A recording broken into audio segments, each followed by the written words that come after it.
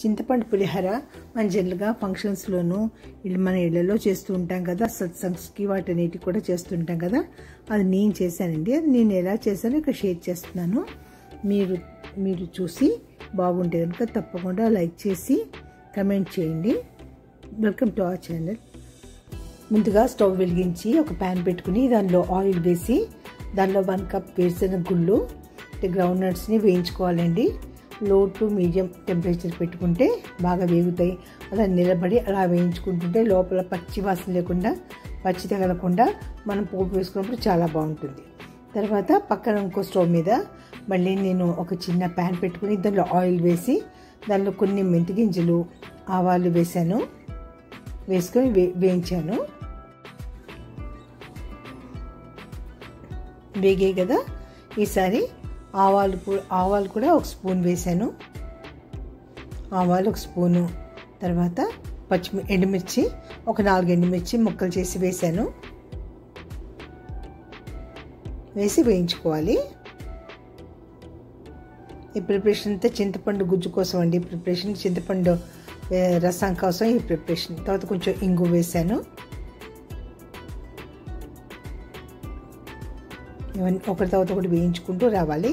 వేగాయి కదా. ఈసారి అందులో పచ్చిమిర్చి ముక్కలు, అల్లం ముక్కలు వేసాను. ఒక 6 పచ్చిమిర్చి కట్ చేసుకుని రెండింటి కింద ముక్కలు చేసుకుని వేసుకున్నాను. తర్వాత 1 టేబుల్ స్పూన్ అల్లం తరుగు వేసాను.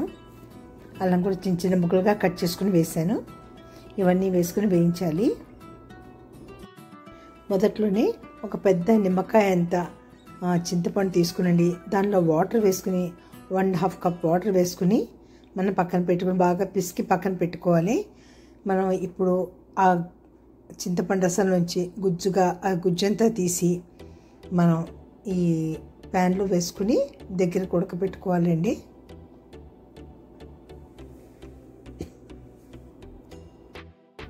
ఇది దగ్గర పడేంత వరకు మనం ఉడికించుకోవాలి. ఉడుకుతుండగా దీనిలో కొంచెం పసుపు, కొంచెం కారం, ఒక 1/2 టీ స్పూన్ కారం, అంటే కారం కావాల్సిన వాళ్ళు. తర్వాత దీనికి చింతపండు రసానికి తగినంత ఉప్పు మాత్రమే వేసుకోవాలి.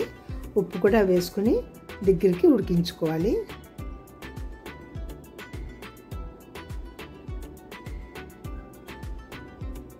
దగ్గరికి ఉడకనివ్వాలండి.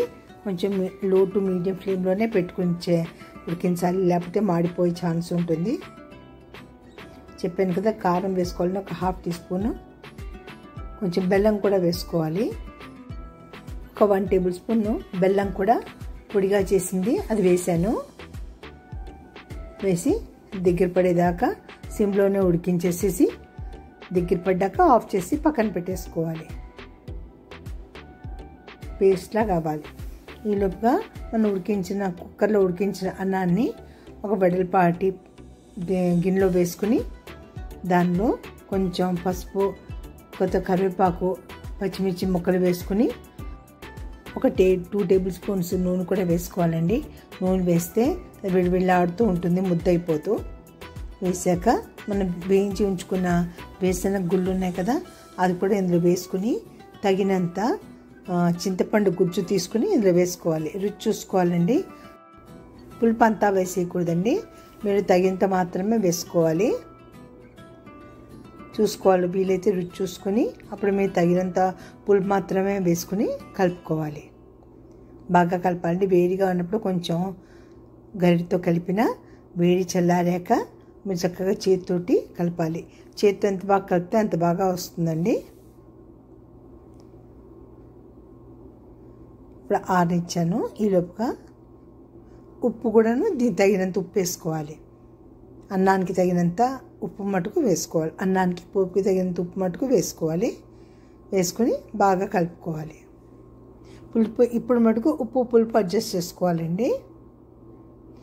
దేవుడు ప్రసాదానికి చేస్తుంటే కనుక అందాజాగా వేసేసుకుని మనం సరిపడినంత మనం సరిగ్గా చూసుకొని వేసుకుని వాళ్ళ తర్వాత పూజ అయిపోయాక మీకు ఏమైనా అమెండ్మెంట్స్ ఉంటే అప్పుడు చేసుకోవచ్చు. ఇప్పుడు మళ్ళీ ప్యాన్ పెట్టుకునండి. దానిలో కొంచెం ఆయిల్ వేసి దానిలో శనగపప్పు, మినపప్పు, ఆవాలు వేసి వేయించుకోవాలి. వేగుతుండగా ఎండుమిర్చి, కరివేపాకు, కొన్ని మెంతులు, ఇంగువ, పసుపు కూడా వేసి వేయించుకోవాలి. ఇది లో టు మీడియం టెంపరేచర్లోనే వేయించుకోవాలండి. హైకి పెట్టి వేయించుకుంటే మాడిపోయే ఛాన్స్ ఉంది.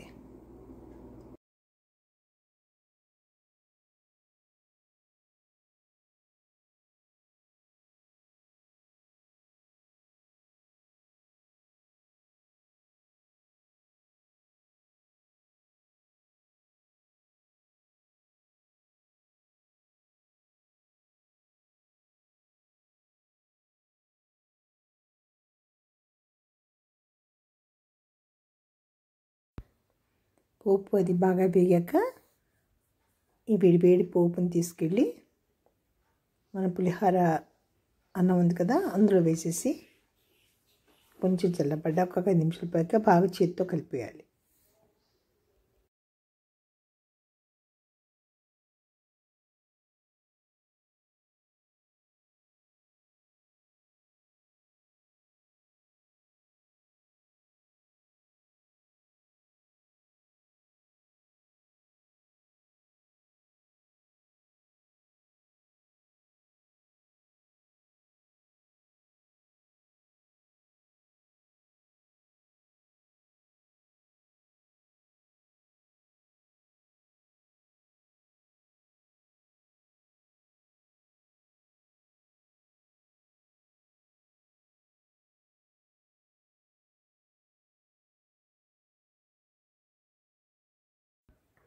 పులిహోర కలపడం అయిపోయాక ఒక 10 నిమిషాలు అలా ఉంచి ఒక కంటైనర్లోకి ట్రాన్స్ఫర్ చేసుకోండి.